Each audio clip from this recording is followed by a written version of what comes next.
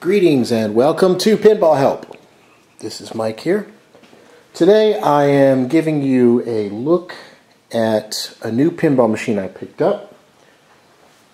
This is a Gottlieb Domino. It's an early wedge head with the small flippers. See down here? Pretty nice example of this machine. I'm kind of trying to, not pick up as many machines because I'm kind of running out of room and money and all that. But if a good deal comes along, got to snap it up. So this is one of these really good little deals that came along. And what you see here is I've cleaned the Playfield and waxed it. The game appears to be, this is basically first look, but I did do a little bit of cleanup on it. I haven't done any mechanical work on the machine yet. It seems to be all original. No significant wear on the Playfield at all. It's really a gorgeous example of this game, and I love that 1960s, 1970s kind of color motif with the yellows and the blues and the reds. And you can take a look at the game. It's got the two smaller flippers down on the bottom. It has no in lanes, just the slingshots and the out lanes. It has this roto target here in the middle that spins, as well as a center target. There's not a ton going on in the game as far as stuff to shoot at. You've basically got stand-up targets on the side, pop bumpers in the middle, the roto target, two holes in the top, and then the rollovers. So let's take a quick look at the game. You can see Playfield's really in nice shape. Everything appears to be complete and all original. It's really nice. The back glass is in amazing condition. Even though you can see the head has some wear and some paint missing. But, the condition of the cabinet, definitely worse than the back glass. There's really no flaking or anything. It almost looks like it's a repro. It's just so gorgeous. So let's turn it on. Basically, all I did was I cleaned the Jones plug contacts, replaced a fuse, took a quick look at the machine to make sure everything was there. Didn't see any coils fried or anything. So let's fire it up. Okay.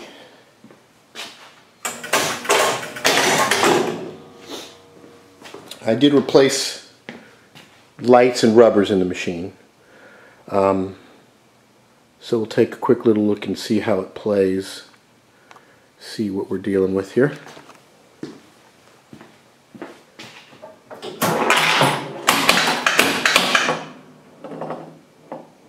It's obviously not level.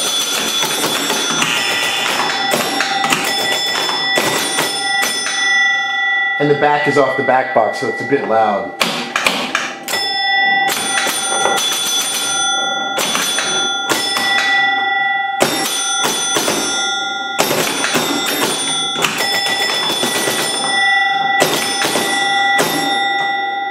Pretty zippy game.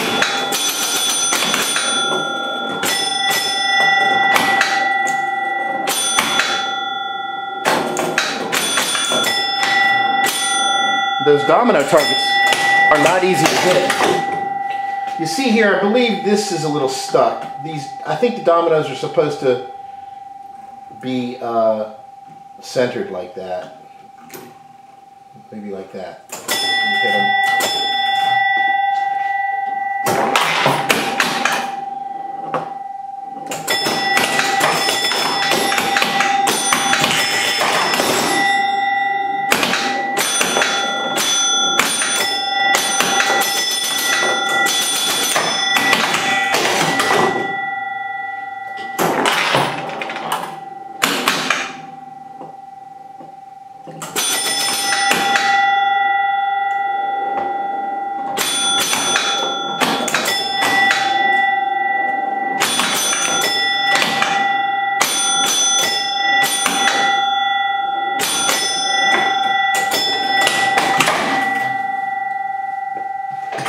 And we match too. So I'll take a quick look up there. Take a look at the Backlash and see how nice it looks lit up. Really pretty game. Interesting, kind of benign artwork. You know, harkens back to more of an. Time is 5 p.m. Thank you. It harkens back to more, I guess, of a innocence, youthful kind of thing. Nice theme, really good color. You can see. So the game basically plays. I do think that there's going to be a few things I'm going to need to do in this. This roto target doesn't spin freely. I think that's going to have to be disassembled and cleaned. I think that there's a few other stepper motors in here that need to be worked on. If you look up here in the back box, let me start a game. You'll see the score reels are working. They're a little clunky when they move, but they do work.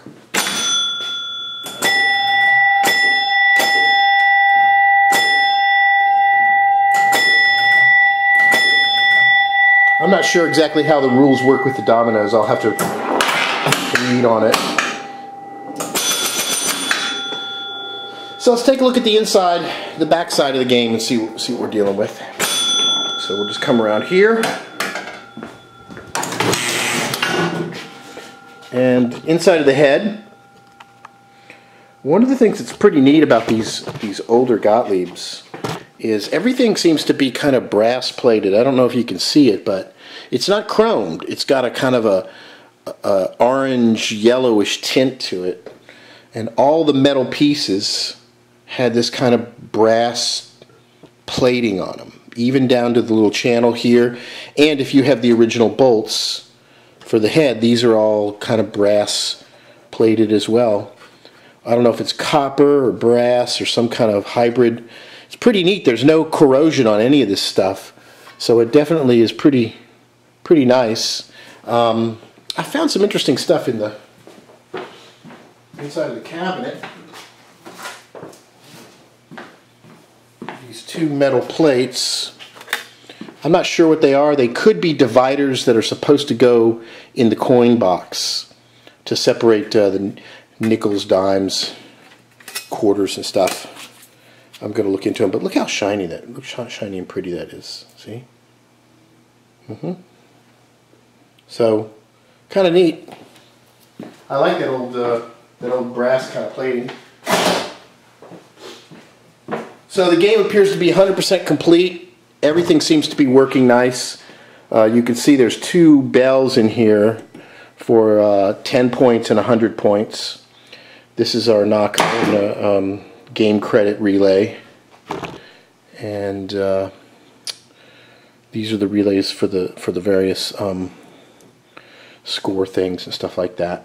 And then right here is where you'd set what the threshold is for the games. And if you're ever wondering about how to set what the high score, what the you know, how many points award a credit, I did a separate video which shows how these pins work and how you move them around in different sockets, and that's how you set, you know, how many points for a game. Okay, let's take a look at the inside of the game. So we'll go around here and put this right up here, and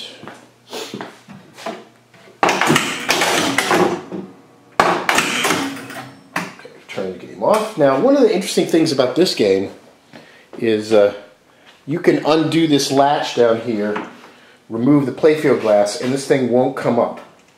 Early Gottliebs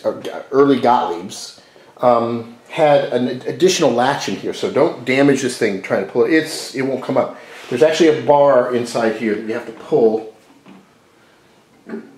and that releases it. So you pull it, then you lift it up. Oh, you can see it once I lift this. I'll point the camera down.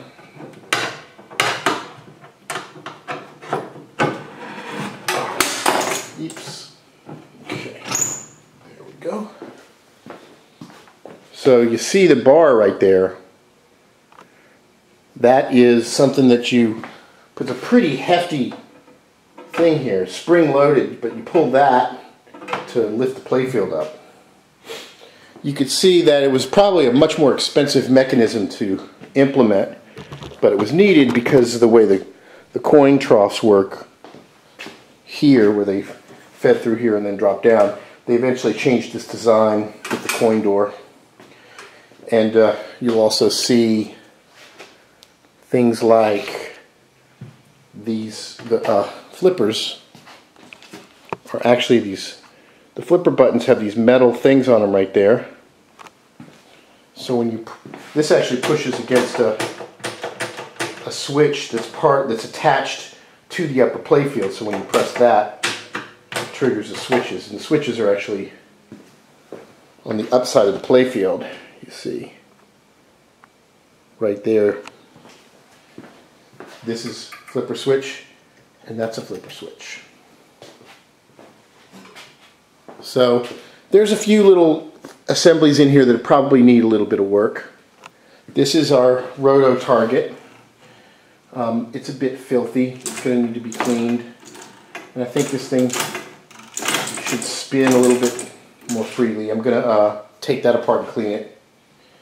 And some more stepper motors here. See this? Let's take a look at this stepper motor here. See what this thing is. I think this is some kind of bonus countdown. And it's not working. It's, the game is still playable, but there's obviously features that we're not seeing. There's obviously an advantage to getting those domino things live in the thing, and it's some kind of bonus counter. And this is one of these set reset relays. So one coil is supposed to reset this thing, and then this steps it. And you see, it's not really stepping it properly. It should be like that. Step that up, step that up.